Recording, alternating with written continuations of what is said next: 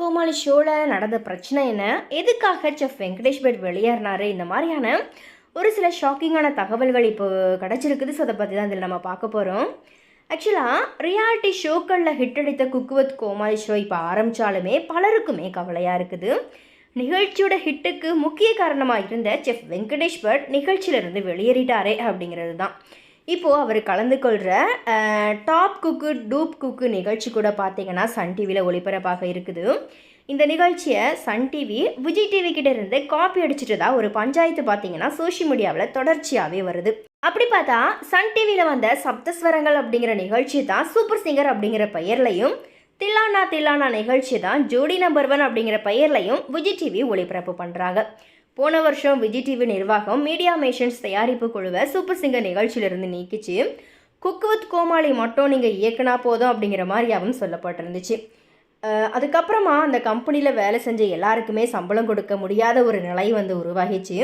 அந்த நேரத்தில் சன் டிவியில் ஒரு ஈவெண்ட்டுக்காக மீடியா மேஷன்ஸ் இணைய அவங்களே தங்களுக்கு ரியாலிட்டி ஷோ பண்ணி கொடுக்கும்படி கேட்டதாகவும் சொல்லப்படுது. அந்த சமயத்தில் விஜய் டிவியில் சில மனக்கசப்புகள் உருவாக நிர்வாகம் மொத்தமாக விஜய் டிவியிலிருந்து வெளியேறி இருக்குது. இந்த திடீர் வெளியேற்றம் காசுக்காக இல்லை, பாலிடிக்ஸ் பிரச்சனையாகவும் சொல்லப்படுது. முதல்ல வெங்கடேஷ் பட்டோட தாமுவும் வெளியேறதை அறிவித்தார். ஆனால் ஒரு சில மணி நேரங்களில் அந்த பதிவை நீக்கினதும் எல்லாருக்குமே ஞாபகம் இருக்கும் அப்படின்னு சொல்லி நினைக்கிறேன். அண்ட் விஜய் டிவி நிர்வாகம் தாமு சார்கிட்ட பேசி அவரை குக் வித் கோமாளி ஷோவில் தக்க வச்சதாகவும் சொல்லப்படுது. இந்த சீசனில் விடிவி கணேஷுக்கு தான் ரொம்ப பெரிய தொகை சம்பளமாக பேசப்பட்டிருந்துச்சாம். சன் டிவி ஷோவில் ஒரு நாள் கெஸ்ட்டாக வர வடிவேலுவுக்கு 45 லட்சம் ரூபாய் சம்பளமாக பேசப்பட்டிருக்குதான். வெங்கடேஷ் பட்டுமே சம்பளத்துக்காக சன் டிவி நிகழ்ச்சிக்கு மாறலை. 1999 ஆண்டில் இருந்தே மீடியா மேஷன்ஸ் டீமோட இணைந்து பணிபுரிஞ்சிட்டு வராரு வெங்கடேஷ் பட். முதல்ல ரொம்பவே கராராக பேசுகிற வெங்கடேஷ் பட் கேமராவுக்கு பின்னால் ரொம்பவே கலகலப்பானவர் அப்படிங்கிற மாதிரியாகவும் சொல்லப்படுது. இதை அறிஞ்சிக்கிட்ட அந்த டீம் அவரை குக் வித் கோமாளி ஷோவில் இறக்கி பிரபலமாக்குனாங்க. தனக்கு ரொம்பவும் நெருக்கமான அந்த டீமை விட முடியாமல் தான் வெங்கடேஷ் பட்டுமே விஜய் டிவிலேருந்து விலகினாரு அப்படிங்கிற மாதிரியாகவும் சொல்லப்படுது. பட் இருந்தாலும் இந்த ஷோ பார்த்திங்கன்னா இப்போ ஆரம்பித்து 1 வீக் ஆகிடுச்சு. ஸோ ஒரே ஒரு எபிசோட் மட்டும் தான் டெலிகாஸ்ட் பண்ணியிருக்கிறாங்க.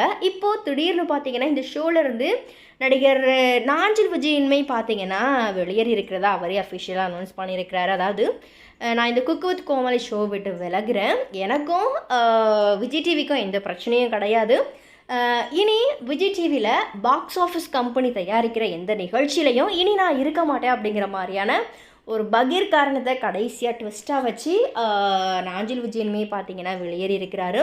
ஸோ இப்போது இந்த குக் வித் கோமாளி ஷோவை பார்த்திங்கன்னா இந்த பாக்ஸ் ஆஃபீஸ் நிறுவனம் தான் தயாரிக்குது.